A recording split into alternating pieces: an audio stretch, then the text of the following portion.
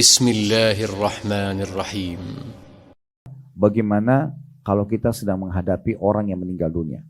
Nah, ini poin sedikit butuh waktu untuk menjelaskannya. Jadi kalau orang meninggal dunia, ada 4 kewajiban kita yang masih hidup ini kepada orang yang meninggal. Terutama kalau kita orang-orang yang bertanggung jawab terhadap jenazah tersebut. Yang pertama itu memandikannya. Kemudian yang kedua mengafani. Yang ketiga ini jadi bahasan kita, mensolati. Kemudian yang keempat menguburkannya. Jadi 4 hal ini pada saat ada jenazah depan mata kita, kita segera urus itu. Kalau secara global, itu kan tadi tentang masalah jenazahnya. Kalau secara global, kalau terjadi kematian, maka memang yang segera dilakukan adalah pengurusan jenazahnya, masuk 4 hal tadi ini. Mandikan, mengafani, mensolati, dan menguburkan. Secara global ini masih poin pertama. Tapi kalau masalah jenazahnya, maka poin ini. Baik, secara global setelah itu, kita membayarkan utangnya. Kalau ada jenazah, kita bayarkan utangnya. Ini yang kedua. Kemudian yang ketiga adalah kita menjalankan wasiatnya. Wasiat harta ini maksimal 1/3 harta ya.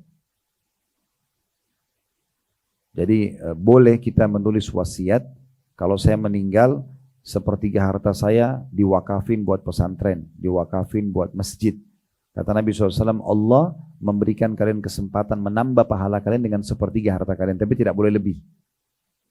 Maksimal 1/3 kita tulis wasiat. Kalau itu ada ditulis, kalau kita meninggal kan ahli waris kita tahu, oh ternyata ada 1/3 hartanya gitu. Itu tidak boleh dibagi. Yang keempat warisannya. Jadi saya ulangi kembali ya.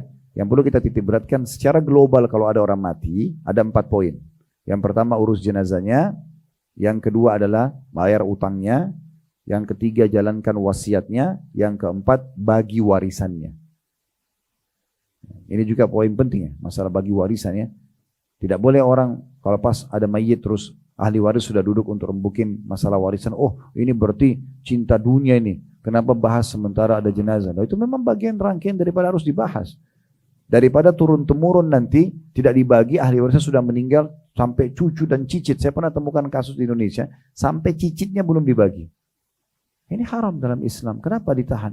Ada juga orang tahan karena si kakak yang paling tua ini menganggap kalau adik-adiknya semua lebih muda dari dia, maka dia tahan rumah warisan itu karena tunggu harga naik dulu. Gak ada urusannya harga naik atau harga turun ini. Ini hak waris. Dijual berapapun dibagi segera. Kalau sang ibu masih ada, misalnya sang ayah meninggal, dia dapat 1/8 dari total harta. Kalau seandainya ada anak laki-laki dan anak perempuan, lalu sisanya dibagi, anak laki-laki 2 bagian, anak perempuan 1 bagian, selesai. Kalau misalnya si ibu tinggalin rumah itu, ya udah nggak apa-apa, biarin tinggal lagi. Tapi semua ahli waris sudah tahu haknya masing-masing. Hingga satu waktu kalau dijual, tahu haknya masing-masing. Kan gitu. Nah, sekarang yang sedang kita bahas di poin pertamanya nih. Kan 4 poin tadi itu, mengurus jenazah, kemudian bayar utangnya. Karena ini mayit itu ruhnya bergantung antara langit sama bumi selama belum dibayar utangnya. Orangnya itu hati-hati kalau babi punya utang, tulis. Saya punya utang sama fulan. Saya punya utang sama fulan. Supaya kalau kita meninggal itu terbayar. Kemudian yang ketiga wasiatnya tadi saya bilang 1/3 harta maksimal. Yang terakhir adalah warisannya. Baik, kita sekarang sedang fokus bahas poin pertama. Di poin pertama ini masalah urus jenazah ada 4 poin lagi. Yaitu memandikan jenazah tadi ya. Kemudian mengafaninya. Kemudian mensolatinya. Dan juga menguburkannya. Baik, 4 hal ini dilakukan pada semua mayit muslim.